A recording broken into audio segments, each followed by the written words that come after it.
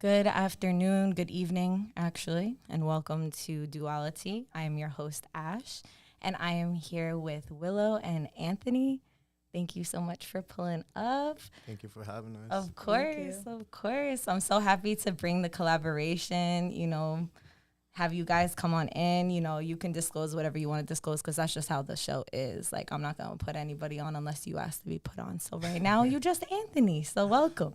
And, today we're going to get into the topic of what is healthy masculinity versus toxic masculinity, right? And before we do that, I felt called to bring Sacral Bowl with me because that's how I felt, to be honest. And like, sacral is all about our reproductive organs, right? It's all about our worthiness. It's about our addictions. It's about what we feel like we deserve, right? And I just wanted to bring her up here and give space to really it's a them, because like I feel like sacral is really just like a neutral energy. And, so if you're feeling up to it, taking a deep breath in through your nose and out through your mouth, grounding yourself in whatever space you may be in. As I play this bowl, I play it with the intention to pull both our masculine and our feminine energies within ourselves, regardless of our genders, to see what shows up for us, what feels good, what we might feel like we're lacking, and, just kind of calling in that balance in the beginning of this episode in a good way before we start getting into one half of the spectrum, which we will have a part two with some other folks talking about unhealthy and, healthy and toxic femininity as well. So, yes, taking another deep breath in through our nose, out through our mouth. Releasing the tension in your jaw and your shoulders, continuing to breathe. In our backs, our arms, elbows, wrists, fingers. In our hips, our thighs, knees, calves, ankles, and feet. Taking another deep breath.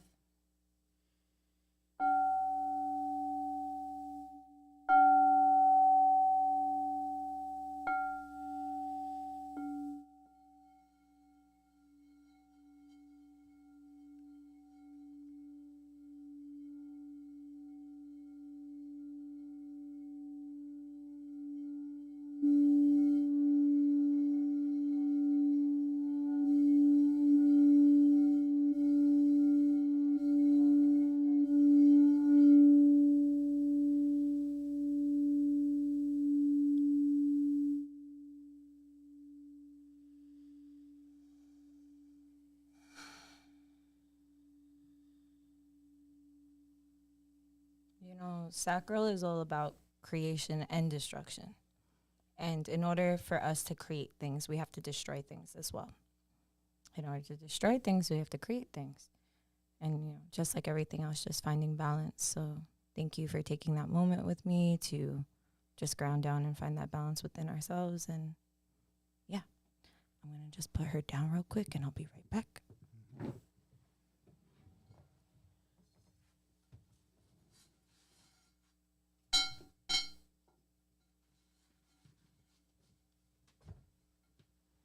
Them down. Okay, and we're back. So, yeah, I just want to get right on into it. I asked you guys, what is your view on, let's start with the toxic first, right? What's your view on toxic masculinity? And you had some things that you shared. And, I want to kind of expand on that if you guys are ready for that. Yeah. Well, I really feel like toxic masculinity, you have to talk about positive, like at the same time. Mm-hmm. So like aggressive versus assertive. And I think a lot of men they feel like they need to be aggressive instead of being assertive, or they don't know how to get what they want without being aggressive. Mm-hmm. And as far as women display a lot of toxic masculinity as well. feeling like they have to hit their man or their woman that they're with to get their way. They don't like something, someone cheated, they slap. Just many things like that, that type of aggression we can apply to both men and women that's very toxic. Or even as far as having a discussion, you know, using a lot of foul language and coming at somebody aggressively instead of being assertive and not knowing how to get your needs met, it comes down to. Absolutely. I completely agree. 100% agree with Willow as well. Honestly, yeah, as most men are taught to, be tough in the world, not show affection, not show any feelings like that. Mm-hmm. And sometimes, it could interfere with just everyday life as well, even with a partner. With a partner, honestly, as a man, they don't like showing feelings. They don't like to shed a tear for anything what they feel, and they just would rather pass by it. So it's definitely good for someone to understand, like, even without, we should always be able to put our guard down no matter what the person is going through. Like, even if they feel like they're the strongest person in the world, sometimes even the strongest person feels the weakest person at that time. So. Absolutely. That's a fact. And I feel like, in regards to like exuding, like if we're looking at like positive, not positive. Well, yeah, I guess positive and negative, it could be a spectrum, right?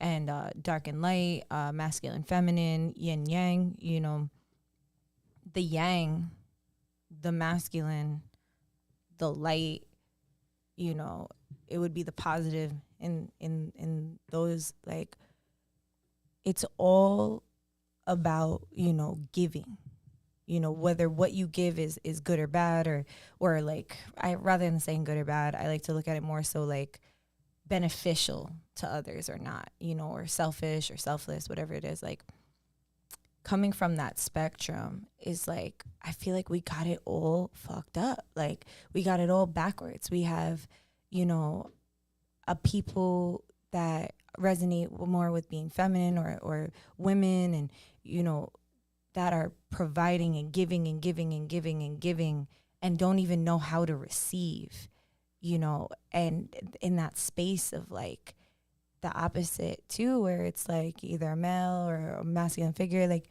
is coming from that space of like taking and taking and taking and receiving, right? And even though, because taking is receiving, like you take it and you receive it, like that's that act, right? And we all innately have both, and we all innately should embrace both. And I feel like the confusion of just like, there's so much stuff, like the gender roles, there's so many different aspects. It's like women are now not only supposed to like take care of the house and the children and cook and clean, do all that stuff, but also like work and do all of the stuff that men do in like more of a heteronormative like mindset, for lack of better terms, in the moment, and or, if it's same-sex couples, like that same kind of dynamic kind of plays out a lot. And it's just so much societal pressure, I feel, has brought us so far from how we are in our natural state and what like our people were like, like how we were in tribes, and like what the masculine role and the feminine role was, and the in-between role was. Like, it's a lot of things were just different, like, and embraced differently. And it's like what I was talking about with Rangal in a previous podcast. It's called Fuck You, Love You. And like in that podcast, like we were talking about how like nobody knows their roles anymore. So everybody's confused and everyone's just kind of like trying to like figure it out. But like there hasn't been a lot of guidance passed down to us. And I feel like for myself, what has really brought me into a better, I feel more healthy understanding is going within, one, two, seeking guidance from the right people, from the right counsel, whether that's like my indigenous community, my elders, the women, the men around me, and that I value their mindset and their morals, and my therapist, that I value her mindset and her morals, and like, just consulting with different things to find like what balance is. And like a lot of this like machismo shit that goes on in a lot of our communities surrounding like men and like, more masculine figures, is like it glorified, it's glorified to be this like macho person who like gets money and gets women and does all these things and like has this like arrogance, you know, it's like looked up to in a lot of ways. But then when you encounter it, it doesn't feel good, you know, and it's like, well, where is that coming from? Because it's like it's drawing power from outside of yourself, not within yourself, because the most beautiful people that I've met that have made me personally feel safe and feel secure, which is what my spectrum of like what I believe, you know, is, I guess, healthy or divine masculinity, is that security and that safety.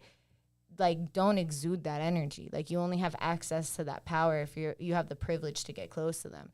And yeah, like that's just changed the perspective on a lot of things. And like, I wanted to ask you guys, like, you know, what is it, something that you notice when you're like out or like people around that you see kind of like a constant that keeps on getting kind of brought up with on this topic? I think in a lot of ways, or something that I notice with people, even some of my friends in their relationships, people who are attracted to men, people who are dating men, this fight culture, like my man got to protect me, expecting the most of somebody who might just be trying to keep it cool.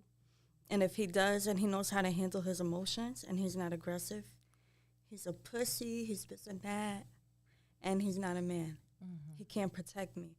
But what that really means is he's not aggressive. He's handling things in a safe way. I've seen that happen with men. It makes me feel bad. As far as with women, I can't say the same thing. We don't go through the same thing, even though we might display masculine energy, toxic or positive. We're not expected to really go out and take a bullet. You know what I mean? Yeah. That's something that men have to go through. It's expected of them. And if they don't move that way, they're seen as weaker.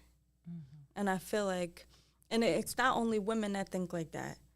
It's other men, you know? So if your friend doesn't do X, Y, Z, or he doesn't want to fight with you or something, he's weak. He's not on your team. And it's toxic and it's sad. Because not everybody has that aggression. Not everyone was raised in that type of way, you know? I know a lot of people who were not raised like that. They would call the cops in certain situations. And I think it's sad that men are expected to move like that. Yeah. It's a violent expectation, like, you know, and it's like, especially when you're in a space that if you kind of separate yourself from realizing like a lot of our violence that happens around us, you know, is because of the lack of able to communicate. Exactly, right. And the lack of being able to handle your emotions in a positive way, or being afraid to do that. Finding other ways to channel it. Because if you're not moving aggressively, you're weak. I'm not saying everyone thinks like that. I'm sure a lot of people don't. But a lot of people will see certain things as weak, wimpy, and they'll look down on it. And I think that's where a lot of the toxic stuff comes from in our communities and society. You know, men or boys feel like they have to be aggressive in school. You got to be fighting. You got to be this and that to get popular. And it's that bully culture. It's bully culture. And, you know, that comes with like, oh, you're a good fighter. You get the girls. You do this. Well, at least where I was going to school, that's what made somebody popular. Yeah. They fight. And that's not handling your emotions in a positive way. That stops you from effectively communicating. Yeah. You never have to. So why would you talk things out when you could just fight? Because then you get the opportunity to show off. You get the opportunity to get the attention, you know, whether that's positive or negative or both. You know, you get to be seen as this warrior. And now you have a lot of men moving like that into adulthood. They can't effectively communicate. And it becomes, in a way, avoidant attachment. You know? In a big way. In a big way. In a big way. You're not able to process your emotions. And a lot of men or boys were raised in a house where, you know, boys are not allowed to cry. Yeah. Get yelled at for crying. You get hurt. You could be 4 years old, 5 years old. You can't cry. You're a man. Be a man. Toughen up. And there's so many problems that come with that. And we're finally, I think now, as a society, like really learning about it, and it's being taught. Like, you have to comfort your children when they cry. You know? In the same way that if your partner was crying in the corner, you wouldn't come up to them and say, toughen up. And you wouldn't ignore them and say, let them cry it out. You would comfort them. And if you didn't, it would be seen as like abuse. And a lot of people, I'm not saying women didn't go through that. I'm sure there's some women that were not allowed to cry and didn't receive love in their home. But I feel like it's a lot more common with boys. Absolutely. Your son is not allowed to cry. He's not allowed to show emotion. You can't hug him. He's not getting love. He's too old to cuddle with you in bed. He's too old to do this and that. Can't even wear like pink. Can't watch like a girl's TV show. You can't kiss your dad. Mm-hmm. Like, just such negative, like horrible things. Like it's really sad to see. And I think we're watching in real time the negative effects that actually has on adult men. Because we're not made of bricks. We're human. We do need love. It's normal for men to cry, you know? And it's horrible and sad that people don't see that. That's why we're seeing all this aggression and people shutting down. Men have really high suicide rates compared to women. And now we're seeing how it is. Like, they have all this pressure on them to not show emotion. And it manifests into depression. And the outcome of depression, untreated, is death. Not always, but it is. In a lot of ways, it ends like that. So, yeah, it's sad. I feel like men have a lot more pressure on them when it comes to emotion. And that's why I hope things change in the future with the way people raise their children, because it all starts in the house. Absolutely. Mm-hmm. Do you have anything to add? For me, I think another toxic trait that I also see is honestly people seeing others as their property. For example, men don't like how women show their body off and this and that. Meanwhile, like in the fashion world, that's just for someone to express their fashion, express how they feel comfortable. Another thing is being controlling as well. You know, a lot of people think that, oh, whatever I say goes because I'm the man in the house, when it shouldn't be like that. You should also see your partner as an equal and understand and hear them out. As Willow said, like, honestly, yeah, a lot of men are growing in a household to be like, toughen up, you're the man of the house, or, you know, you can't show this, and that. Like, you can't show you're weak, because then people will take that as an advantage for you. So I could see where that plays in a big role into that, where people think that, oh, I'm the one who's contributing the most, so you gotta listen to me, hear me out. You're my property, this and that. So that's an example that I have for that. And even with females as well, like women as well, sorry. Even with women as well, women sometimes feel like they have to control their man from location, from seeing who's talking to who, like who's your friend, like you can't be out. And it goes both ways in both roles, the way I see it. So those are examples of what I see as a toxic masculinity in a relationship. Absolutely. That's good. I mean, y'all brought up a crazy amount of really important points. Like, I don't even know where to start.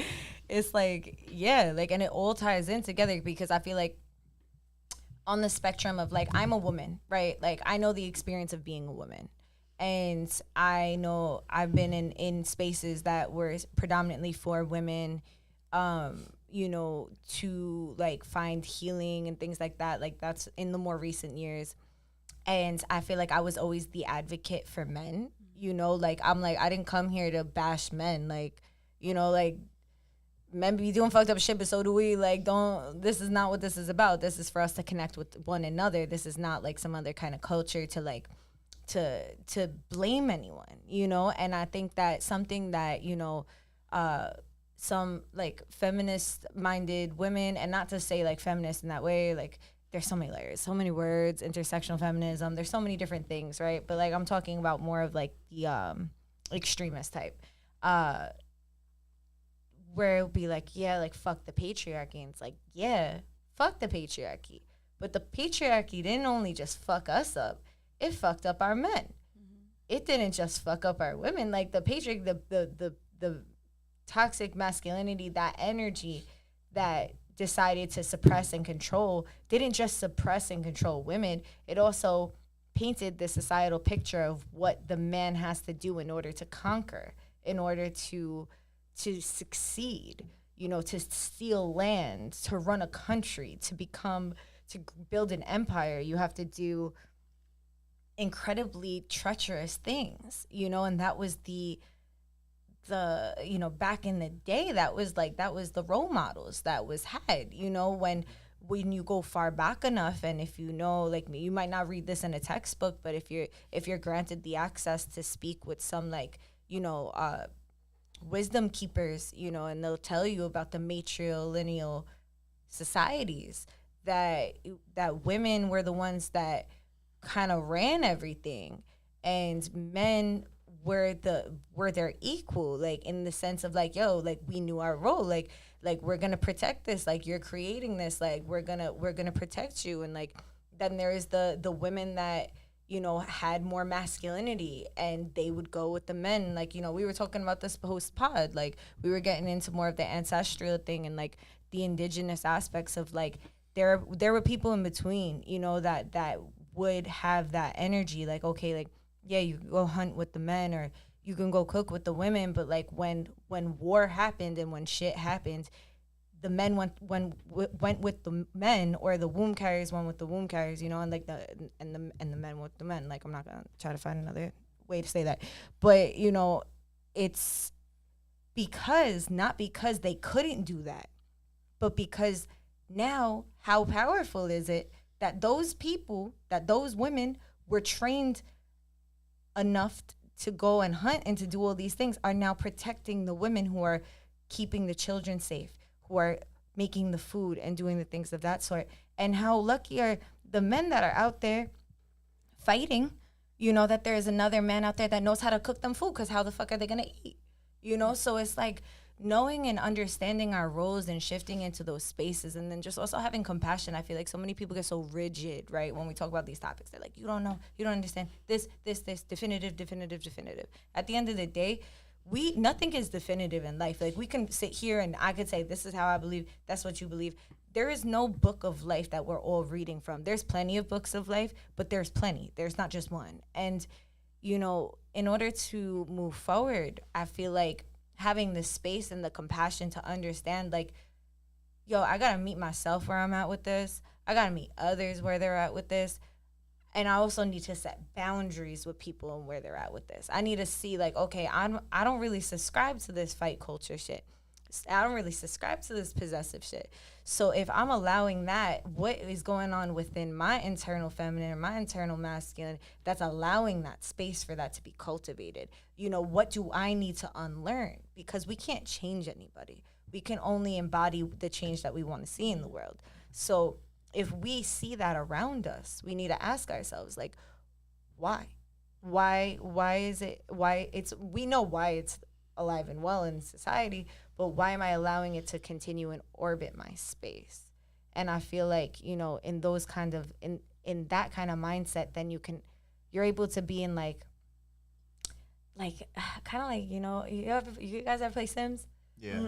Like, you know, when you're in like build mode, you know, where you could just pause and you could just be like, all right, I want to change this. Like, I want to change the color of the wall. I want to move this around. Like, I think as humans, we can do that. And that sometimes to people looks like meditation. That sometimes to people look like, you know, running or like exercising or like, you know, drawing or whatever your outlet is that space where you're just like in creator mode, you know, and you can decide like, that's where you create and destroy.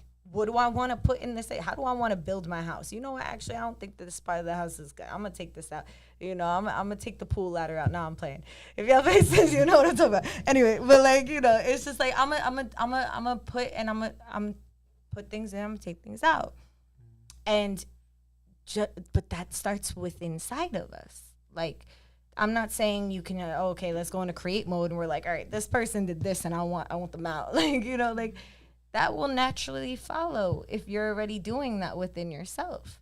You know, I think that the biggest thing that we need to also advocate for, especially in the toxic masculinity, healthy, how do we shift from toxic to healthy, is creating these safe spaces for, you know, to even just talk about it. You know, someone's got to listen to this and hear you talk about, you as a woman, talk about the compassion you have for men to feel pressured in this, like, weaponizing, fighting, violent space, and to be like, wow, I feel seen, and you know what, maybe I don't feel less of a man because I feel seen by this person, you know, and there's an understanding, there's language to it, you know, because if nobody's saying that, and it's important, that's a big reason why I had the both of y'all on here, is because I think it's really important to have a male and a female talking about it, you know, and because you get the perspective of, you know, your biggest fears, like for either or, regardless of what you're attracted to, because we got both, right? So we're hitting everything, you know, and I want to cover all bases. And that's why I want to come back and do the other side with the feminine side as well. But yeah, like, you know, so after getting into that, I wanted to circle back and start talking about, you know, what does healthy masculine look like? And then we'll kind of blend it all together. But yeah, I know you guys were talking about that a little bit. We made our speech bubbles. Mm-hmm. So now we have the chance to expand on it here. I think that healthy would be receiving versus taking, and having accountability versus accusatory. There's many things that make masculinity healthy. We need masculinity. Even as women, we need the yin and yang, like you said. Mm-hmm. And I think what makes it toxic is society, and it's innately positive. You know, we're not born being toxic. So, yeah. As far as an example I could give is being secure with yourself, not being afraid to show your emotions, not hiding your affectionate side, and just being human.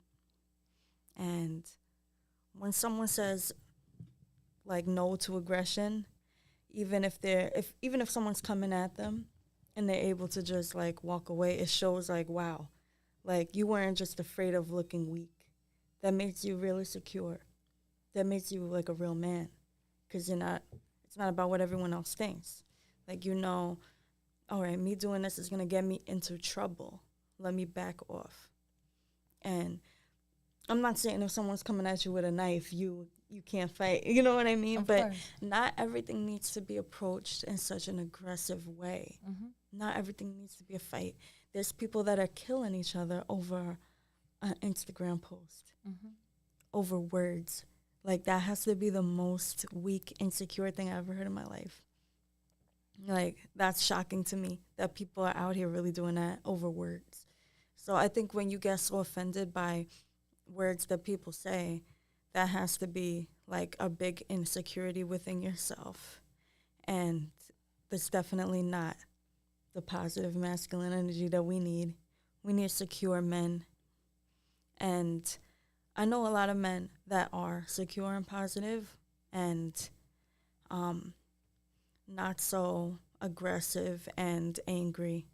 And I'm not blaming men, like, as a whole or anything. Like I said, women could have toxic masculine energy as well. But I think a lot, I'm not going to say, I don't want to go too far into it, but I want to say that a lot of times poverty plays a role in making people feel like they have to be in survival mode.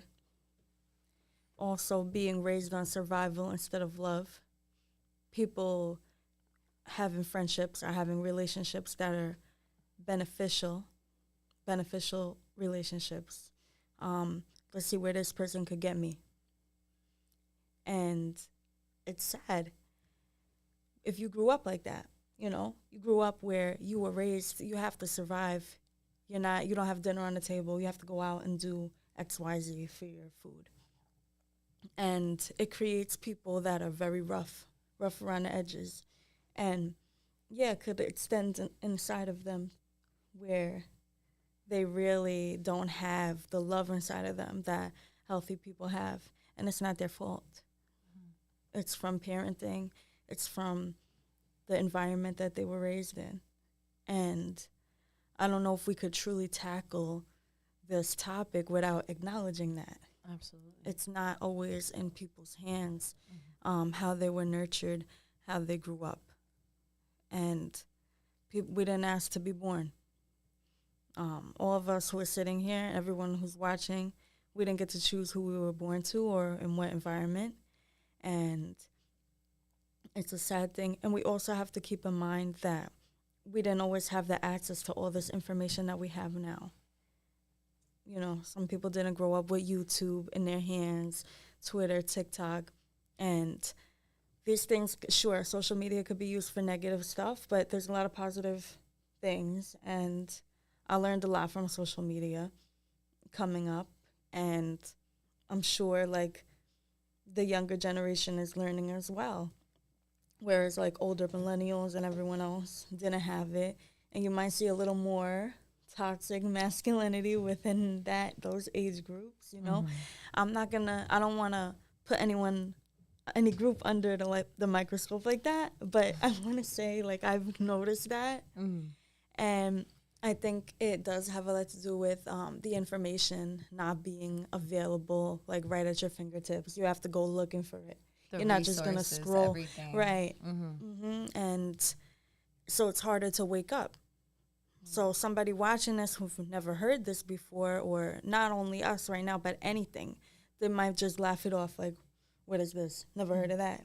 You know, this is like woke bullshit, basically. Yeah. And it's not. It's real life shit. Yeah. And yeah, that's how I feel about that. I just went off. I'm sorry. No, don't apologize. You were just spitting facts. Yeah.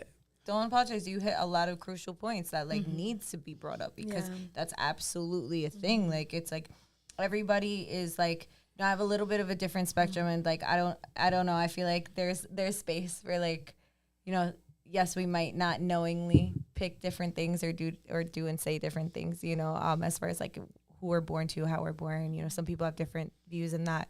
You know, simultaneously, I whether it's a form of my own survival or my belief system, I always ask myself, like, even when I'm in the most fucked up situation, like traumatic, fucked up situation, like, I'm like, well, what is this teaching me, you know? And, like, I feel like just asking ourselves those questions can pull yourself out of, like, the darkest spaces and give you space to even ponder the resources, ponder the research, they can give space for that. Because if you don't ask yourself those questions, you'll just be okay with living the way you're living, listening to the music that's glorifying this way of being and thinking it's the only way. But in your heart, you know, like in your gut, you know that there's more. You know that there's more that you want. You know that there's more that you're oppressing. I think that takes a lot of courage. It takes a lot of courage to be vulnerable, and that's with anything, with anyone, with any gender, with any spectrum. Like, to be vulnerable and be like, I don't know how to do this, or I'm open to, like, you know, trying to figure this out more, like learn more things. And like, I think that just acknowledging the fact that everybody has different spaces from where they start at is also really just, even just hearing that, like we were saying before, it's just like, even just hearing that just being accessible, that information just being accessible. Someone's tapping in and thinking like, this podcast is going to be bashing this and talking about this and this, that, and third, and like all this societal, like lifestyle podcast shit. Like, but then it's like they tap in and it's like, oh, this is deep. I don't know if I could stay.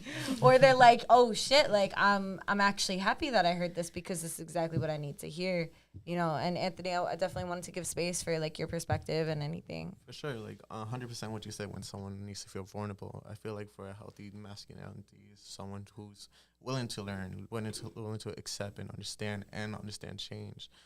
One of the comments on Facebook is like, most people have an idea of what men and women should be by the way they dress, act, and walk and talk.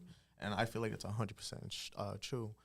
You mentioned it earlier, you know, it's when a man cannot wear pink, when it's just a color, or purple, this and that.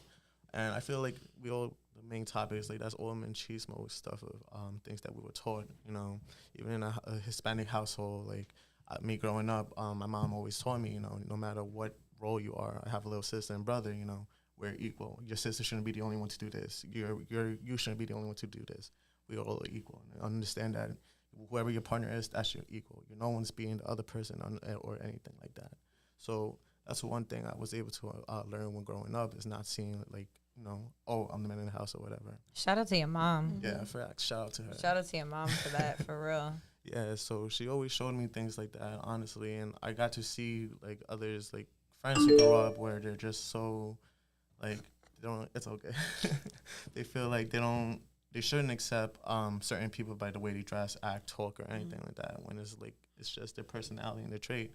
And people might see it like, you know, weak or flamboyant or whatever. Even the way when people dress, people are already ready to judge of who they think this person is just because the way they look and dress. Honestly, I just learned overall, like, you know, whoever comes your way, just see them as an equal. And that's the most healthy thing that I could possibly think about, understanding and changing and learning from that. Absolutely. Yeah, it's like, man, you know, like my brain is trying to say 7 things at once. Sorry. Oh my goodness. Okay, yeah, no, like you were talking about before too, Willow, like, and like what you just brought to light. It's like, I feel like, you know, if you don't mind me asking, how old is your mom? My mom. Around. You don't have to say the exact number. Damn, honestly, I think she had me at 18. I'm 25 right now, so add the math in there. Like, she's like in her late 30s. Late Okay, 30s, yeah, okay. So like that's what I figured. It's like a younger generation of mom. That's what I was thinking, because of like the way. Not to say that older generations of moms, like, you know, don't have the capacity to. It's just like more rare, you know. So like, with that being said, I feel like these, like, moving forward in time, and given the accessibility, given the conversations that are being had, the information that's out there, the resources that are had, like, we're actively healing as a society, even though we are also like really, like, there's a lot of like things that going backwards, but there's also a lot of people pushing forward.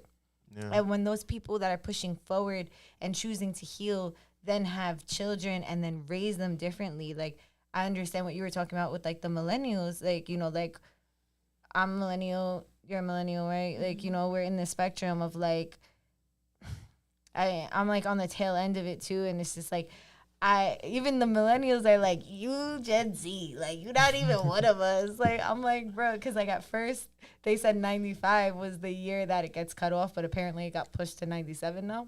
Oh, so then but yeah, so it's like, word, yeah. So it's like, it's crazy. Apparently we're Centennials. But my point of all of this is like, my point of all of it is like, there's so much, because like the boomers, like I was raised by boomers, right?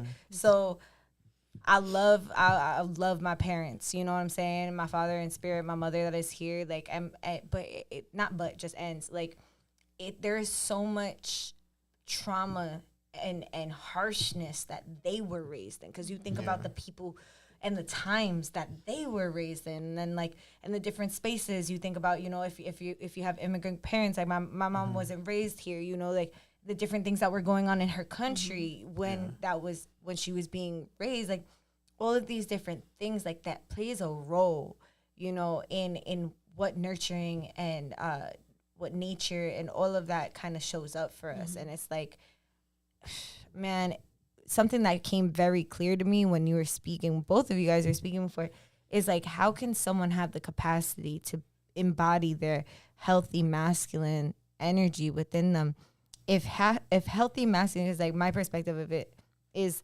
security, like stability, like safety, right? If you never even understood what safety is like, if you never even had the experience of that outside of yourself or within yourself, how could you provide it?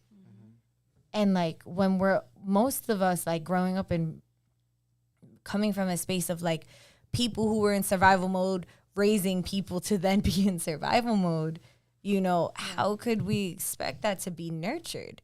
But then, you know, we're at a time and space where it's like we can read things like secure attachment. We can understand, you know, avoidant attachment, like, you know, anxious attachment, all these different things, you know, and where it comes from and whether it was neglect. And, you know, a lot of us, like, I feel like a lot of millennials have a certain kind of neglect and abandonment wound because our parents, like, a lot of times they had to work. Like, and they weren't around, like, or they just weren't around due to circumstances, you know? And like, I mean, that applies to anyone. That could also be in any generation. I just noticed that that's like the common theme. Like, it's like now, cause like as time went on, it was like, you can't just leave kids alone, you know? And it's like, or you can't just like, things weren't allowed. ACS was cracking down more. There's other things that were just like, this is not allowed, this is allowed, right? And it's like, pulling that all together, making it make sense in this context of this podcast is just like, there's so much to this. There's so much to what a healthy masculine could look like, what a toxic masculine could look like. And like, I believe that it starts with that version within ourselves. Like when I look at it, like in simple terms, like masculine's a straight line, right? It's like, boom, boom, boom, boom, boom, right? And sacred geometry and geometry in general. And like feminine would be like curved lines, be more abstract, be like formlessness, right? In order for formlessness to be interpreted, it needs to be secured in a structured place. And that's the combination of both. So now if we turn that inward, that looks like, okay, I give myself this space to do this. Perfect example. We're doing it right now. We have the podcast, we have the platform. This is the structure. This is the masculine. The feminine is the fact that we don't have a script. The fact that we're off the cuff with everything that we're saying. You know, you can prepare all you want, and it don't mean shit once you're up here. All that leaves everybody. And then you're just like, all right, well, I gotta surrender to that unknown, which the unknown, the darkness, the yin, the seemingly negative charge is feminine, right? So it's alchemy within ourselves, within our being.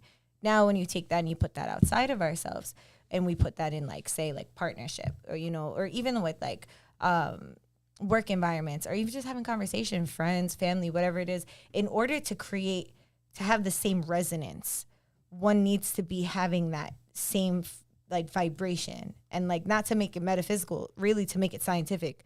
Like if something is not hitting the same thing, it won't move, it won't feel it won't understand. Like that's why like a lot of times you hear certain things and you're like, I don't fucking resonate with that, like that doesn't make sense because you're not on that type of timing. But if you are on that timing, it can fucking like you just feel it, like you're like, ooh, that resonated with me.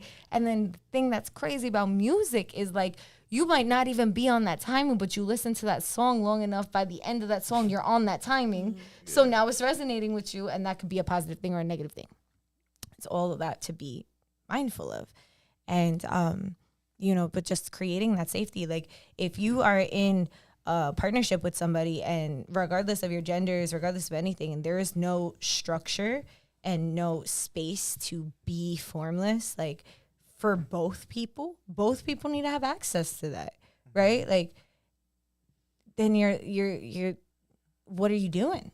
You know what I mean? You're just like formless and lines and formless lines. You're like, you're not even, there's no matching, there's no connecting. There's just attaching. It's attaching. It's not a connection. It's not like, you know, something coming together and forming something, you know. And I think that's something else that I wanted to bring to light as far as like, you know, toxic masculine culture, because I genuinely feel like, and once again, male or female, if you are in that toxic masculine culture, it is so glorified to be with like multiple women and do all these different things.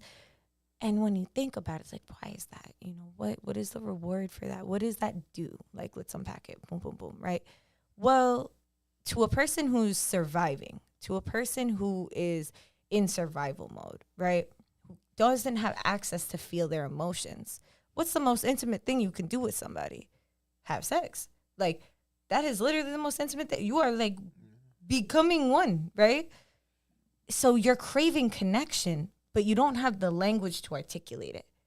So rather than telling one person that you really find like valid and worthy of that, you're finding it in all these different people because you don't even know that's what you're looking for. You're looking to connect with that emotional side of yourself. So then when you plug into a woman, you actually steal it from her. And like, and vice versa. It could be vice versa, you know? And it's like just that awareness of that toxic masculinity of like, you know, and toxic femininity too, really, like, cause it's taking. And it all just comes from that spectrum of like, that's what it breeds. It breeds the opposite spectrum of like not knowing where to place that energy, not knowing your role, not knowing how to be. So now I'm going to just spread myself thin. Like, I want to remind men that y'all bodies are sacred, you know, just as sacred as women's bodies are, you know, and I think that is really important for men to hear that because, you know, you should, like, you know, everybody, you do whatever feels good for you. And if you feel you want to share yourself with everybody, then, and that makes you genuinely happy. I'm not anybody to tell you not to do that. I just want to remind y'all, because I don't feel like you hear it enough, that your bodies are sacred and you should treat it as such.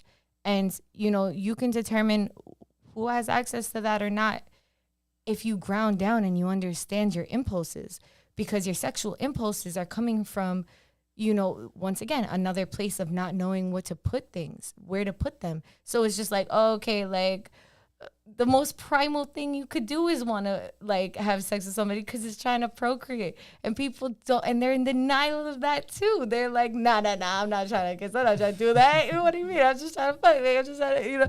And it's like, but wait, like, what does that do if done in a certain manner? Like, what is the primal reason of that? To procreate, if we're having like hetero, and also to connect. But we have forgotten that. Instead, people are just like, oh, whatever, it just makes me feel good. Yeah. Then you wake up the next day and you don't feel good because you're carrying whoever's energy and who you interact with. But that's my rant. No, I was 100% agreeing with you. Honestly, I hear where you're coming from because honestly, every interaction you have with somebody, energy just latches off or just gets taken away from them. So when you go in the sexual aspect, like, honestly, yeah, like, some people are just looking for, you know, that's a body, you know, I got that, or this and that, but they don't understand, like, when someone does that, someone's obviously going to catch your feelings later on or anything like that, or you're going to catch a soul tie or something like that. Mm-hmm. That's how I feel with that. So I'm 100% with you about that, you know, catching energy back and forth. Absolutely.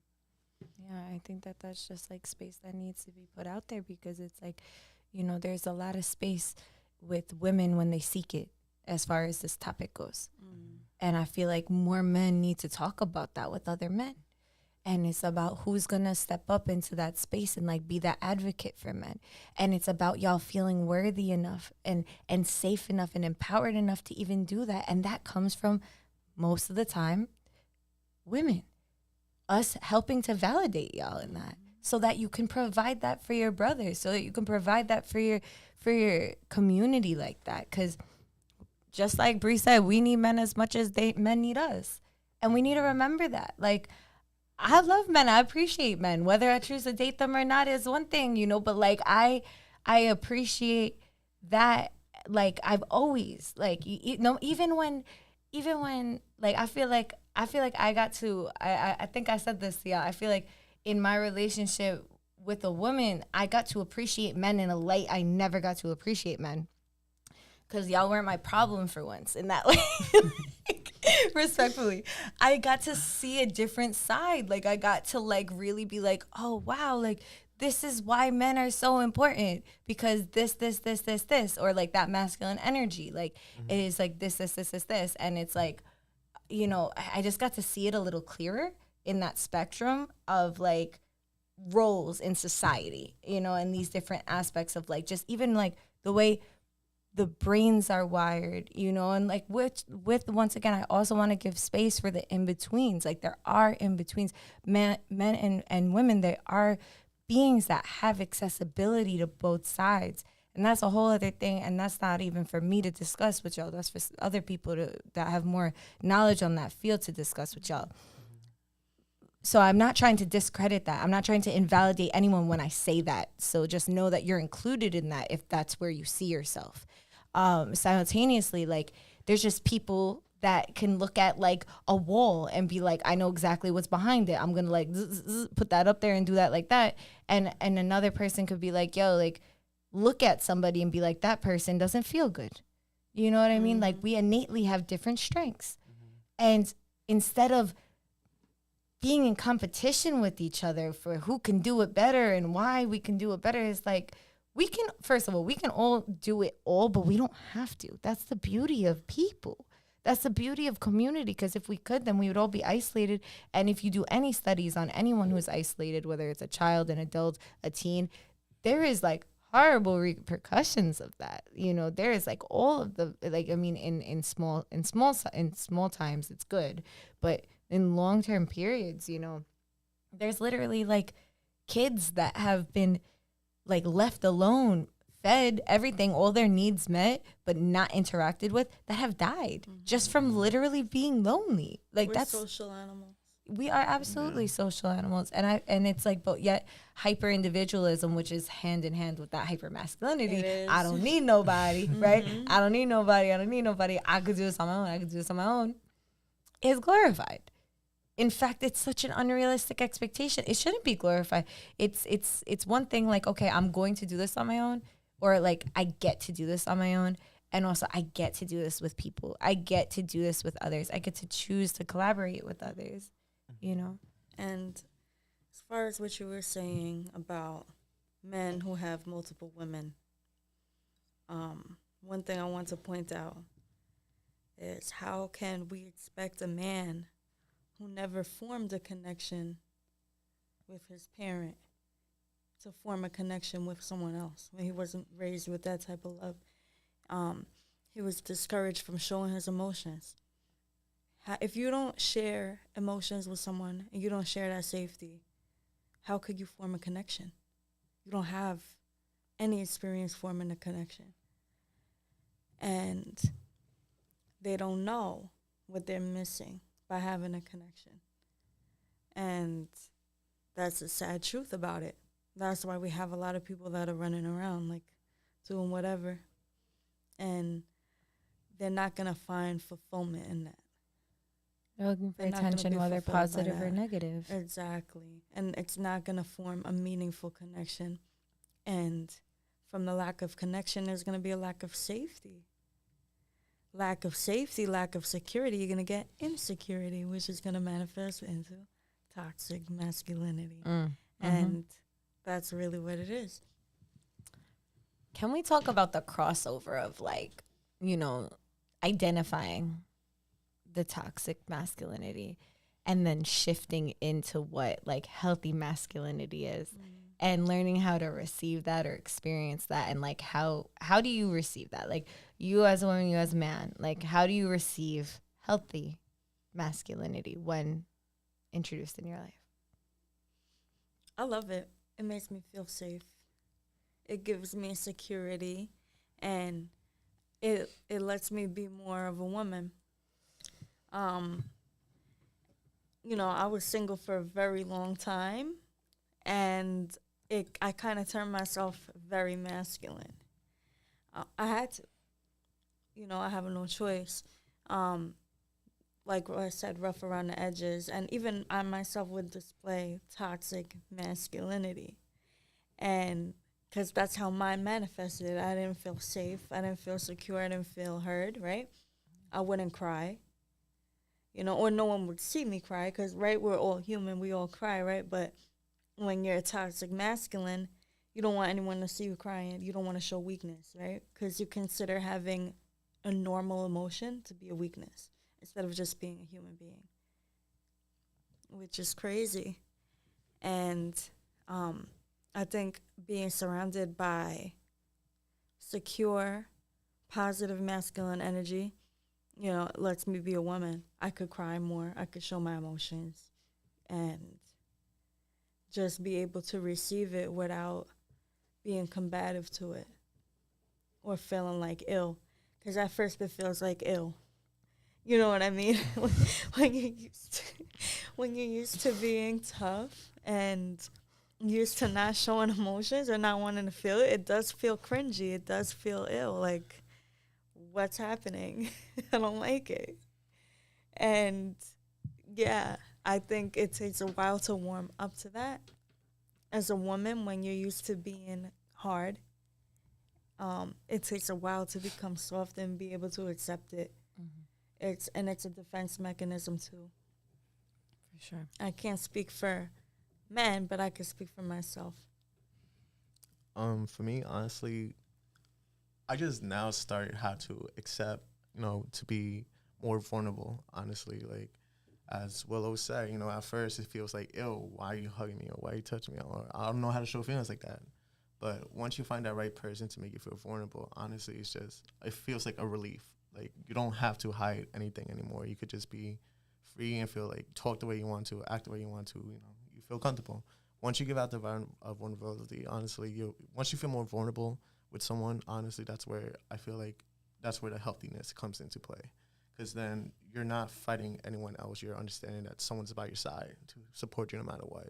Or, like, honestly, it's hard at first for a man to accept feelings, the way I see it personally. Not saying all men, but, like, for me, for someone who was, like, in survival mode, didn't want to show feelings, was considered, like, tough or whatever, like, I never wanted to show that weakness because I felt like, honestly, people will use that against me. But later on, I felt like once I felt not to be, antisocial and socialize and opening myself more up to people, I saw more people gravitating to me.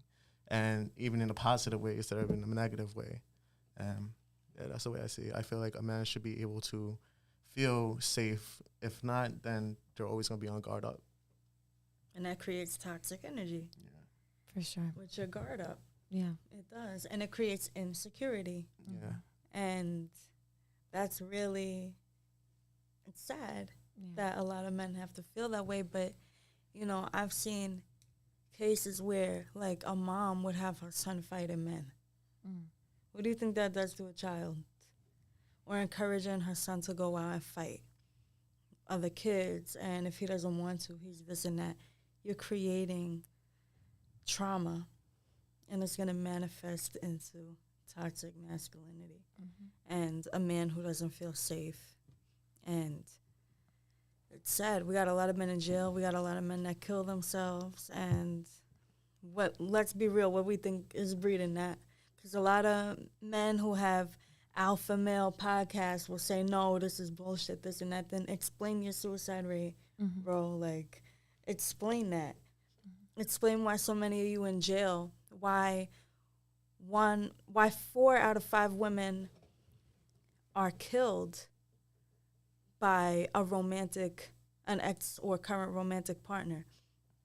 And it's sad. So out of every 5 women that are murdered, it's a former partner, which is crazy.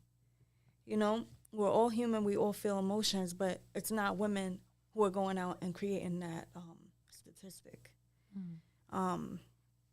Even, I don't want to touch too deeply on this because it's not my place, but even trans women are mostly killed by men. And we got to really sit back and ask ourselves why we're creating such angry men. We have to really think about that as a society. What is causing this? What is causing the aggression? I honestly feel like pride comes to play with that. Yeah. Like, a lot of people lose themselves because, the pride got to them. Like, oh, how you going to disrespect me like that? And, like, as you mentioned, not saying all cases, but, crazy cases like that where, the loved one killed their spouse because, the guy probably found someone cheating, this and that. And it was his pride and anger that came and attacked it. I felt like, honestly, that just because they let the vulnerability down, they let the guard down. They let the guard down, and I guess that's what was the backfire to it. That's the way I saw it like that. But honestly, you're 100% right. Like, You know, it's just we're so aggressive. Even it could be the smallest thing. You know, someone looks at you wrong, it's pride. You know, why are you looking at me? This and that. Like, you're already on go. So I hear where you're coming from with that one.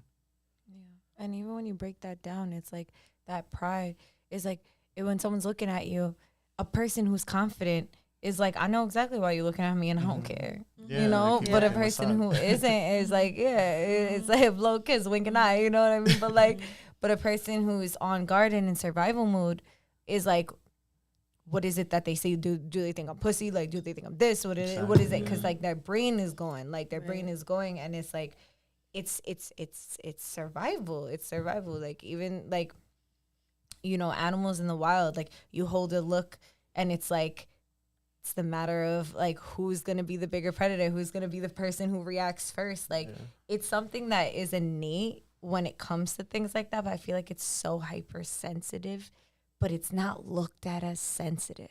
It's fucking glorified, like as the way to be. And when you're not that way, like you're saying, you're looked down upon, you're looked at like you're weak, like you're this, like you're that. And it's like, man, I mean, for myself, like in regards to the question, like how I receive healthy masculine, I mean, it's kind of new to me, you know, spectrums of it is definitely new to me. Funny enough, I feel like I started to understand and receive what healthy masculine energy was when I was in partnership with a woman. I was really like considering things and feeling like safety, in which I never felt. You know, and there was like the spectrums to that. And I'm like, I want to give reverence and honor to having that experience, because that was a layer deeper than I've ever experienced before, you know? And then, you know, just in more recent times of just exploring that and seeing what safety means to me, what it means to myself, and then putting myself in predicaments and, more like just putting myself in spaces, to explore what safety means to me and be able to receive it. And yeah, like I feel like true healthy masculinity exuded by any person really makes you feel safe. And what does safety make you feel like? It makes you feel like you can be you. Like you don't have to suppress any part of you. No part of you is too deep, is too surface, is too this, is too that. It's just, that's you. If you want feedback, we could talk about it. But like, you being you, there's space for that. That's that foundation around the formlessness, you know. And I think that in a way that could be scary to a person who hasn't experienced that, you know, because you're like, what the fuck is this? You know, like I feel like I create those spaces for myself. I feel like I create those spaces for other people. And the more I've created it for myself, the more opportunities and people that I've met that are creating it for me. And I notice that I get happy but uncomfortable. And, but mostly happy to know that that energy is out there and it's rare, and that you can appreciate it when you're in those moments with the right people at the right times, that you can embrace yourselves. And I think that's the gift that we can give anybody we feel, you know, we should in those moments. And that's all of us, regardless of our gender, tapping into our masculinity in a healthy way. Providing a safe space for someone to be themselves is healthy masculinity. It is. And that's a beautiful thing. That's sacred. That's like, I love it here. You know what I'm saying? That's great. Like, let's do more of that, society. Let's do more of that, people listening. Like, creating those safe spaces for yourself, first of all, to be yourself, and then for others to be themselves. And I mean, that's how you see things happen. Because it's like, we see what happens when people don't get loved properly. Now, when you give space for people to love themselves and be loved properly, now we're talking not only shifting out of survival mode, we're talking about not even shifting out of contentment. We're talking about shifting into thriving. That's the only way you can do that for yourself, is if you give yourself that safety. And then when you're giving yourself that safety, you innately start attracting people who do that, which then just adds fuel to the fire of you shifting from survival content to thriving, you know, and that looks nice on people, and you can see it on them, and you can just feel it around them, because you wouldn't be next to them if you weren't doing it too. So there's the resonance. And if you're not, then you feel the dissonance. And that's why when people are having a season of like glowing up or like doing well for themselves, you see people fall. And it's not even like these people are bad or this, or it's just like they're just not there. So the only thing you can do is just keep doing what you need to do. And maybe, and like, if you feel called to it, pray for them. And if they feel called to it, they can ask you, you know, what's the juice? What's the formula? Help me out. I would like to feel good. And then you share what you know. And they have to do their own rendition of it, because everybody's formula is different. Even if it's the same, like, base, you're going to have, like, your own flavor is going to bring something different to it. So you need to see what's going to enhance it or decline it. And it's true that we as women who are in straight relationships, we have to create a safe space for your partner to be vulnerable. And even if you were raised to think that those traits are feminine, they're not. It's just called being a human being. You need to create a space for your man to feel safe enough to cry with you or cry to you and show his emotions. And you can't say man up. We should get rid of that term completely. Man up should not even be a term. And the term pussy is crazy, because it's exactly. like, do we not know how strong they are? Like, actually, Very that makes durable. no sense. Right. Very durable. So I think it starts off with us as mothers creating that space for our sons when they want to show their emotion, when they want to be babied. Give that. Because you could tell how it works out when you don't do that. When you tell a man up, you're a boy, don't do that. Look how it's working for us as a society. Look at the amount of men in jail and that kill themselves and tell us if it's working. It's not. It's not working. And it's time to change that. That's how I feel about that. And, you know, for those men who were raised in households where they were not allowed to cry or show their emotion or receive affection, I hope that they find a partner, whether it's a male or a female partner, that make them feel safe enough to show those emotions and learn how to receive that love and come out of survival mode. Yeah. Damn, yeah, you got me on that one. Honestly, yeah, like as a male perspective, yeah, once I felt comfortable and safe, honestly, I felt like I had to put my guard down.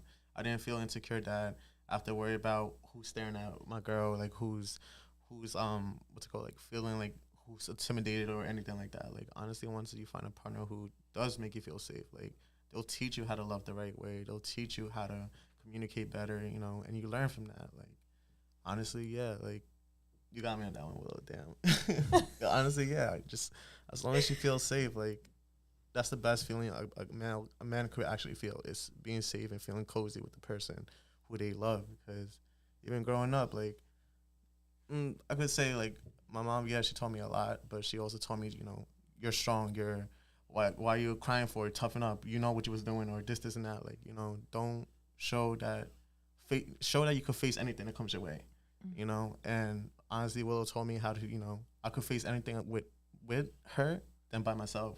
Because when you have someone else there in your corner, it makes it so much easier. Because then their weakness is your strength, and your weakness is their strength. And from there on, you can find an equal way to grow up and see where you could go from there. And us as parents, we have 3 boys, and honestly, like, we got to see the difference between how she raises her kids and the way I raised my kid. Her kids are still like babies and everything. And the way when I see my son, I feel like since I had him at a young age, I had him at 13, so I had to grow quick, I had to survive and everything like that. I got to see how he thinks and how he sees things differently, and how I could see the difference between her kids and my kids. Like, it's crazy. It was a crazy thing to honestly see. So yeah, it does matter how a child is raised up as well, and how a boy is shown to how to show their feelings. And honestly, I told my son all the time, you know, always show your feelings. Don't be scared to feel sad. Don't be scared to cry. Don't feel this, and that. Because honestly, like, if I had the chance to be like, oh, I honestly feel like this, I felt like my life would have been 100% different than it was in the early end to now. Because, yeah, honestly, I didn't feel safe growing up. I didn't feel like I could have been, you know, me or whatever until later on in life, where I felt like I was grown, I understand what went down, but that's not going to be my story for the rest of my life. Like, it could change from there. So, yeah. Thank you. Like, yeah, I had my kids young too. I had 17 and 21, but obviously not that young. Mm-hmm. And I feel like I made a lot more mistakes with my older son. Definitely being more toxic, a toxic mom with him when I was younger, as far as yelling and just being more passive with things. And then when I had my second one, it really clicked in my head like, wow, I was doing it wrong the whole time. Mm-hmm. But I had to see, not to put anyone on blast, but how negative my youngest son's dad was. And then I said, okay, I don't want to be like that. So I have a 12-year-old and an 8-year-old. If one of them gets hurt, they go on my lap. They cuddle. My 8-year-old, he gets picked up. Mm-hmm. I'm not going to lie. Like, I want them to feel like, you know, when they're hurt, they can come to me. When they're sad about something, they could come to me. Mm-hmm. They feel comfortable to show their emotions, right? My little one has a temper, so he'll yell. But he feels safe to do that. He doesn't feel like I'm going to beat his ass or, you know, tell him anything negative. And it's sometimes tough for me as a parent to have that, but it teaches me to be a better person. I'm going to listen to you like you're a child. You're not an object. I'm not just going to say, go sit in the corner. Tell me why you're feeling like that. Why are you sad? Why do you have all these emotions? Like, maybe you're over feeling it. You know, not to say that somebody is over aggressive, but maybe they're feeling their emotions a little too much. And I'm going to give him a space to feel that and know that he's still loved and comforted, and we could figure it out together. Mm-hmm. And, you know, it may be tougher for parents when they're younger, but I'm trying to do this experiment. Like, let's see if they could become secure men. Yeah. You know, maybe a child that's having a little tantrum but feels safe to do so is going to become an adult man that's safe because he had the space to do that. And the tools to articulate, right, too. Right. Mm-hmm. And one thing I want to bring up, I forgot what you said earlier that triggered the thought in my head, but I remember when my oldest son was 9 or 10, my mom made the comment, and nothing against my mom. I love my mom. She's the best mom in the world. But she told my son, you're the man of the house. And that bothered me. And I corrected it immediately. I said, he's a child. Like, you're a little boy. You're not the man of the house. I said, there's no man of this house. That's it. Like, I never want my sons to feel like they're the man of the house and they have all this responsibility. They're children. Whatever choices that I made to get myself in any situation I'm in, I did, not them. I'm still the parent. I'm still the adult. And they still have the space to be children. And that's my feeling. I'm not putting anything on anyone's back, because that's how you create men that don't feel safe and they feel like they got to be in survival mode. No, I'm not going to have my son get a job at 13, 14 and start paying me rent to pay the bills. Like, that's not going to happen. It's not. Because they're put into different roles. They're put into the you're wrong assigned role. Right. I don't want them to. Child. Exactly. You have to let kids be kids, please. Like, I can't say it enough. Like, even what you said earlier about music glorifying stuff, I even control what my kids listen to. I didn't want I can't really control it now because they're older. But when they were younger, I was not listening to music about shooting people, killing, fucking doing all this. No, that was not playing in my house around them. I could go in my car or my headphones and listen to whatever I want, whatever grown up. But I'm not gonna have my 5-year-old singing something about You know what I'm saying? It's not gonna happen. And I think just the fact that they know that, like, it's negative.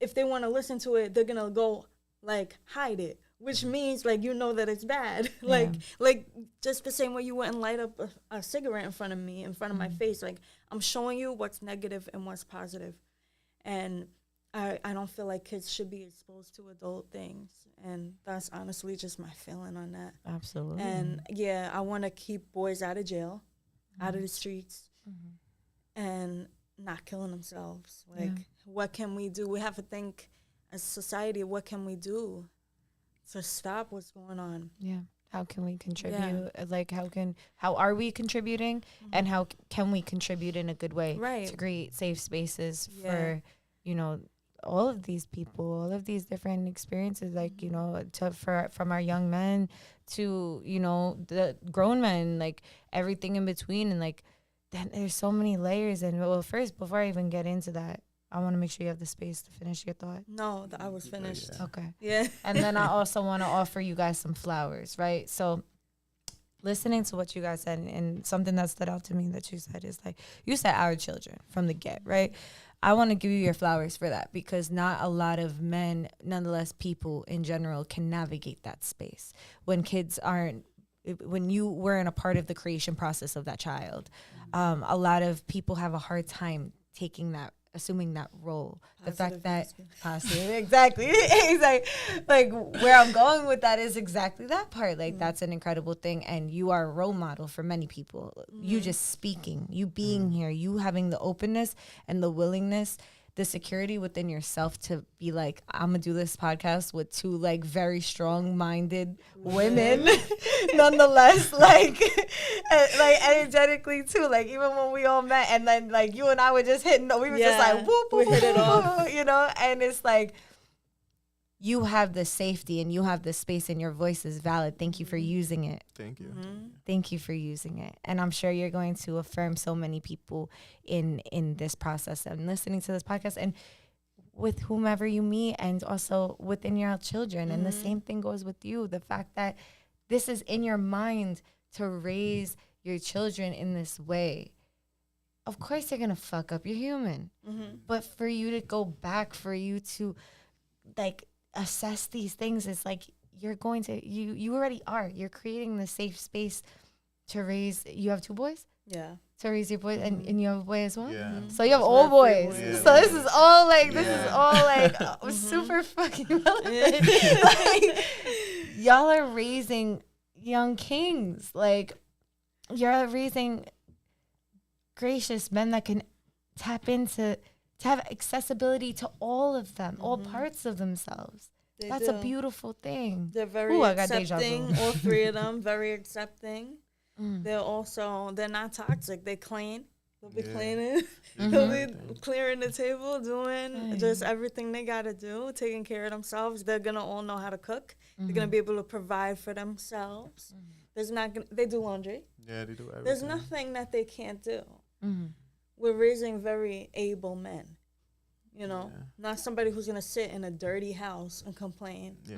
Not at all. I feel like we're not teaching them like the old tradition, like not how it at is. all. Like, as we mentioned, like, I feel like, as we said, like, boys start in a young age to develop whether they're going to be a man of the house and they got to grow to survive, or actually be a kid. And I feel like that's the main thing that we're doing right now, is actually showing them the right way. Be a kid, but there's responsibilities when you grow up as well that you should even learn that you should right know now. how to do.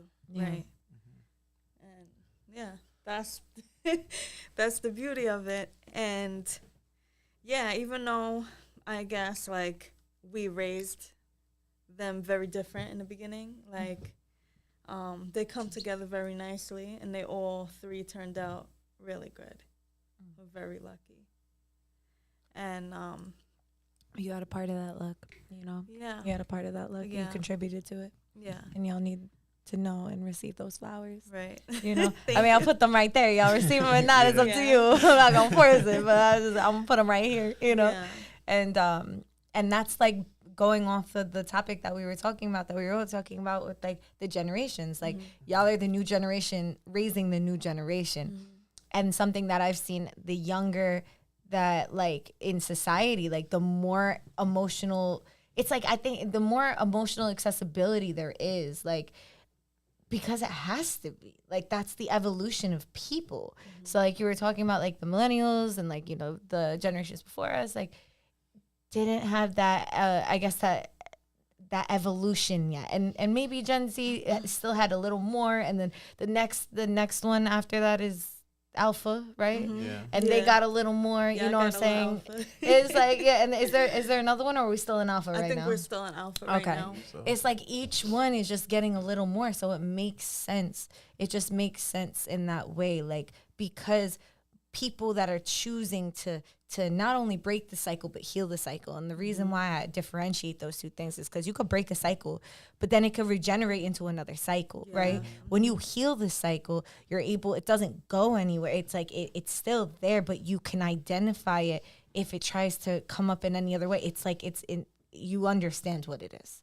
So you're actively pouring healing into that space rather than like, I'm not doing that anymore, take it away, and then it comes out in something else. That's very true. And when I think about, my parents are older.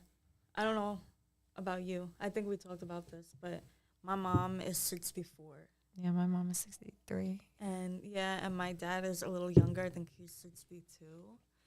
And just like, I want to share something that I heard today. And I think like we don't realize how far, like how things have changed and how different times were and why people may be the way they are. I want to share a story that I heard today. I'm a nurse. So one of my patients, when I was doing his dressing today, he was sharing something about his upbringing, that his mom had 8 kids, and then her sister died and she took in the nieces and nephews. He grew up in a 2-bedroom apartment with 12 kids. And he shared that she was abused by a man, and he couldn't intervene, and she wouldn't let him intervene because he was a black boy growing up in the South. And he looked at me and he said, we got lynched. Like, he grew up in that time. I'm sitting here and I'm speaking to someone that lived through that. Yeah. It's not so far in the past. Yeah. We can't imagine what people went through. Just like even our own parents' age. I think this guy is like around 75. That's not that old. Come on. And that's how he grew up. My mom grew up. She was born in 1959. My grandfather, he immigrated. We had this conversation, but he immigrated from Sicily.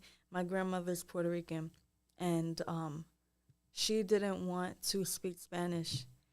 Her mom wouldn't let her speak Spanish because people were so racist, and she knew Spanish, but she didn't teach my mom Spanish. And my grandfather, he had black friends who were killed in front of him, and he used to tell me that story. Like, it stuck. My grandfather passed away when he was 94, and I heard that story so many times, like, it traumatized him. And like, he always talks about how the wife must have felt. And hearing that is like, I can't believe, like, I'm speaking to someone that lived through this. And it really goes to show, like, why some people may have been raised on survival. Yeah. Like, you really were raised on survival. Like, you had a chance to actually die. Yeah. Like, it's just, it struck me today, like, hearing that. And I think that we had the conversation earlier about, like, millennials, and we all dealt with, like, different things. And I think now we have way more resources. People are actually accepted. We have activism. People are fighting for their rights. And I think we've come really far as a society, but some people are really pushing back on the wrong things. Yep. Like the alpha male podcast thing. It's so toxic. Yeah. And it's not just toxic to women, it's toxic to men. It's just like furthermore supporting the whole construct of the patriarchy and all the that's fucked not up making them societal. happy. Yeah. You know, like I said, check the suicide rate. And at the end of the day, like, if it's something that, like, it's like, you know, if we're gonna, like, even just to talk about reality, talk about one other thing that I do want to touch on before we do wrap it up. Like, that energy of, like, you know, which I'll probably get more into it on the feminine podcast, but like, just as like we touched on this, that us as women need to create a safe space for men to feel their emotions. Like, men need to give us a safe space for us to exist. Yes. Like, yes. Period.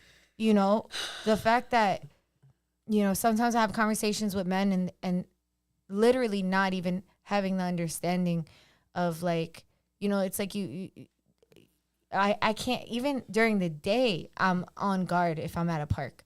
Yeah. I can't just close my eyes at a tree. You know, I have to, like, you know, us as women, we have to be mindful. If we're not mindful, then we're foolish, right? So to walk down the street, you know, people get dogs because literally they just feel like they need to be safe walking, you know? And I think that creating the safe space, like we touched on that throughout this entire podcast. And what I need the men who are listening to hear is, y'all need to create that safe space, not only for y'allselves, but also for us. And, you know, speak on things and look out for people. You know, there are people that are missing that still have not been found. Like, there are a lot of things that go on. And I'm not to say that that doesn't happen to men too, but if you see some shit, like, put that shit out there, like that, like, let them know that they're being like, yo, like, say something. When you see an old woman getting off a bus, like, looking out, even if you can't get off the bus and walk her home, like, just looking when you get off the bus, see if anyone's around her, see if something's going on. The same thing with young women, same thing with every woman in any age. Like, that's like, I feel like to change the trajectory of, like, what, be a man, like, get this shit done. No. Be a man. Be protective. Be protected. That's y'all role. Like, be protected. We need y'all to do that. Like, y'all got the muscles and the this and the that naturally, right? So use them. Like, and y'all get the energy for it, even if you don't feel like you innately have that naturally. Like, use it. You know, tap into that. Because, like, it's beyond that. It's beyond that. Like, you could see somebody who has all the muscles in the world, they still hitting, like, pillows. You know what I'm saying? And then you see somebody that doesn't innately look like they got muscles the way, but heart is a crazy thing. Yeah. Heart is a crazy thing, because if you go after something that you love, and if you look at women as society, as something that you love and you are meant to protect and honor and understand your role, your protection to not only women, but children and yourselves. You know what I mean? Because you could walk into a park and, yeah, you might have to protect yourself if you're walking at a certain time or doing a certain thing. You're walking in a certain neighborhood, yes. But literally, you don't have the same experience of just, like, walking to your car and having to think of, like, a tissue being there. And, like, you know, with fucking drugs saturated on it, because you're going to be taken and sold on a fucking market. Because what is the biggest commodity in the world? The same thing people want to call people that are scared. You know what I'm saying? Like, that is the number one commodity in the entire world. Our whole entire society is built off of and inside of a vagina, and it is not even given space to say the word, and it is talked about and like demonized when, like, everything is surrounding it. Every concept of everything in the world, gay, straight, and everything in between, is about a woman's womb at the end of the day. Like, and that's what we need to keep safe. Like, that's what we need to keep safe. And, like, but once again, it's not just, that's not your only role. Like, women need to know our role to create that safety for people to feel emotionally safe in that way. And if you find yourself somewhere in between, that's up for you to discern what that is, you know, because it could be a little bit of both. And, you know, I think that's just, yeah, it's important. It's important to touch on that, because it's like, how can we not talk about the matter of what impedes our safety on a day-to-day basis when we're talking about toxic masculinity, you know? So, yeah. And, you know, I've spoke up about the murder rate of women, and usually when I voice this in a male space, they'll say, well, men get killed too. But men get killed by other men at a very high rate, you know. And this is not talked about enough, but black women are murdered even more by men than any other race. I think it's 4 times as many. And it's, like I said, at times I feel like it's a war on women. Mm-hmm. It really is. We're not as well. indigenous women as well, and they're not even found or looked for. Mm-hmm. When an indigenous woman goes missing, they don't even look. Yep. They don't look. And at this point, you know, I've said many times, I hate to say it, but it's like, this world is not for women. And even I feel like we're coming into an age where even more men, they feel safe to talk about how much they hate women. We're not allowed to be human sometimes. Neither are men, but feminism in a way makes space, not in a way, but it 100% makes space for men to be human. And this toxic masculine society doesn't want men to be human and doesn't want women to be human. Like, we're demonized from how many people we sleep with, women who are divorced, single moms, anyone who's not a virgin, basically. It's just, like, even watching, like, 5 minutes of any one of these men's opinions is really, it makes you think, like, wow, there's nothing we can do. Like, we're not allowed to just be human. And they don't see that they themselves cause the issue of men, like, killing themselves and not feeling adequate enough, not feeling like a man, whatever that means, and just not feeling good enough. They make them feel like they got to be rich and have a six-pack to be happy.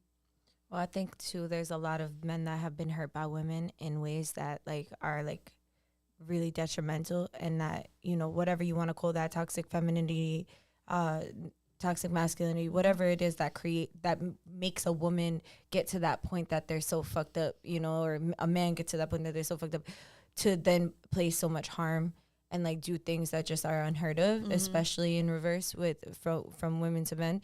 And I think that that's also a space that, like, men don't feel comfortable to speak on in most cases. And I think that, you know, I think that putting that, pivoting the energy of, like, yo, just being the embodiment of safety.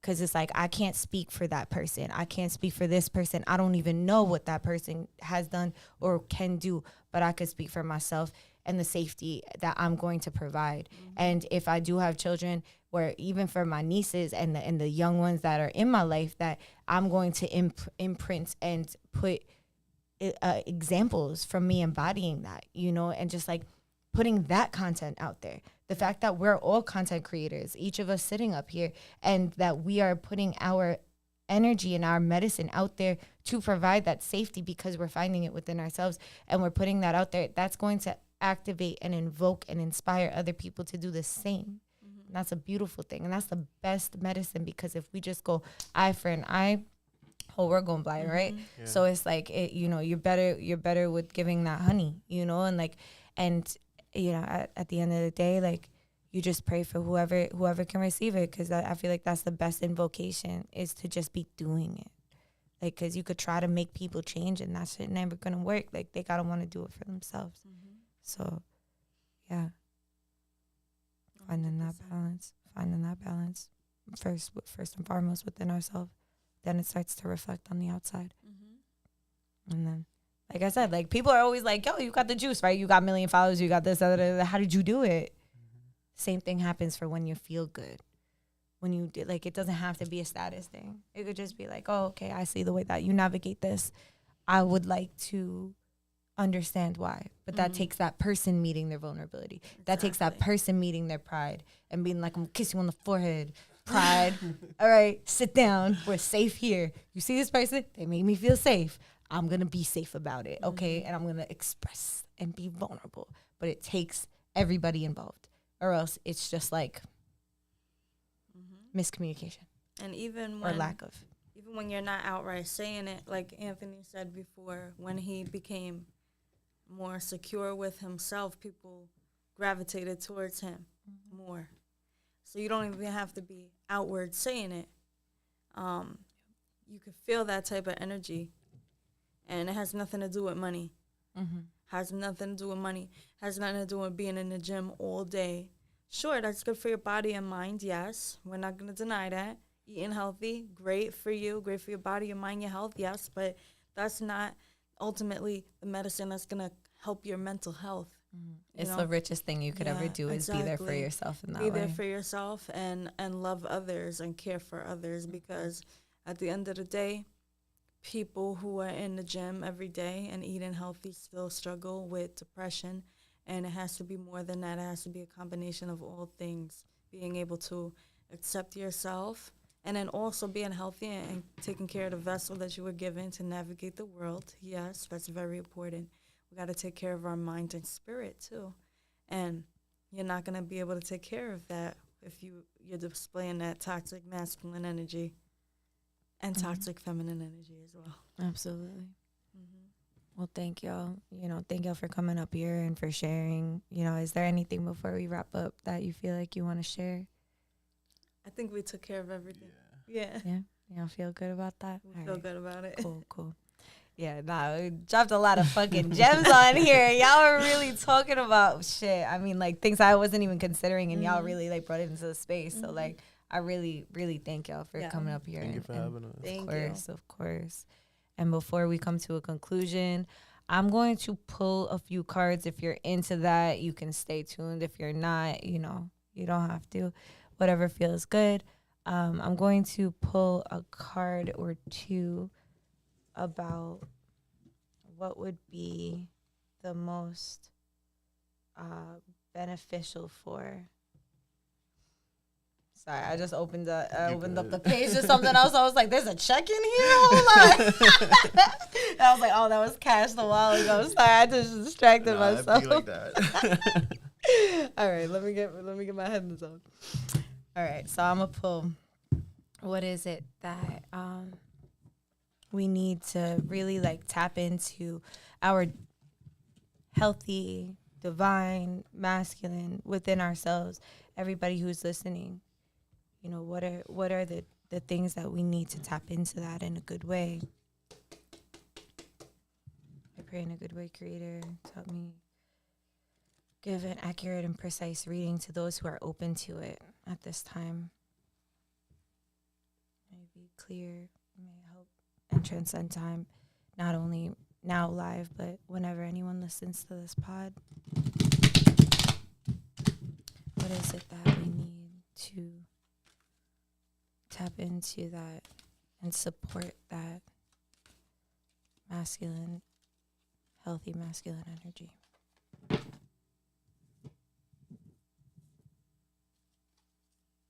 Okay. Okay. I'll pull another one.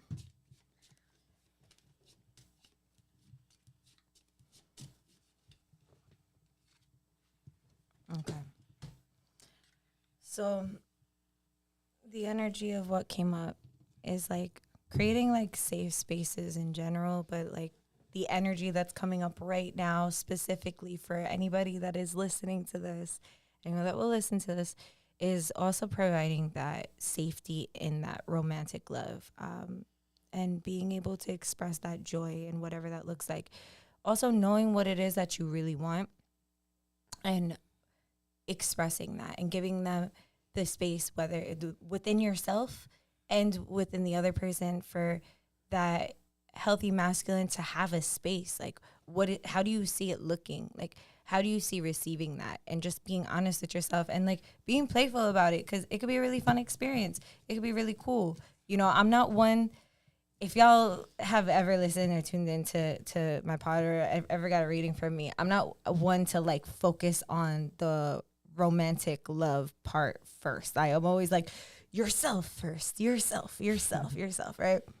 because it's something that I have to always actively like remind myself as well, and then there's also a time where you can allow that space and you can allow that to be a thing. And also you can provide that with yourself too. So it's however it resonates for you, but also just looking at the cards and just feeling the energy. There's a lot of like heart energy. There's a lot of solar plexus energy in there, just having the confidence to do that. There's blues in there, there's indigos in there. So it's like the throat chakra, the third eye chakra. So it's about trusting in your intuition and the things that you want to speak about. Just allowing, it's kind of like inverse each other in a way, and complementary, but also just like an unfolding of creating that space, once again, that structure, and then that abstract, that formlessness for you to create. But you have to know what you want, right? And I'm sure a lot of us have a lot of experience on what we don't want. So that's a great place to start, by thinking about the things that you don't want, and kind of thinking of the inverse. If like someone asks you like, what do you want? How do you see this? And you're like, and you're stumped. Some people don't even realize that they don't have certain standards set for themselves in these processes, especially when engaging with other people. They're just like, this feels good, I'm going to do it. Really asking yourself, like, what does your ideal, situation kind of look like for you? So, yeah, thank you guys for tuning in. Thank you. And I close this reading out. And later on tonight, I felt cold. I'm not going to do it here because I feel like it's going to be a long page.